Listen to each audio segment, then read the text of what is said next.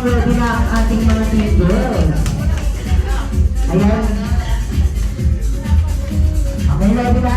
Okay, kaya naman this time, ang gagawin naman natin ay pipili tayo both teams ng kanilang team leaders. Sino ang team leader dito? O, ikaw na tao.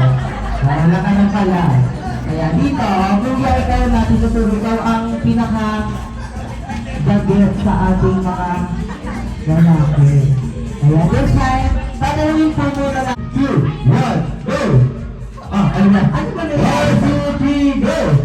Ayan, since talo ang team Bubet, sila ang unang mag-represent ng kanilang baktian paasa sa formation muna. Ready?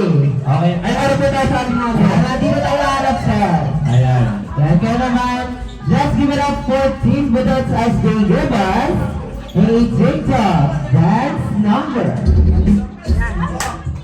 5, 6, 7, go!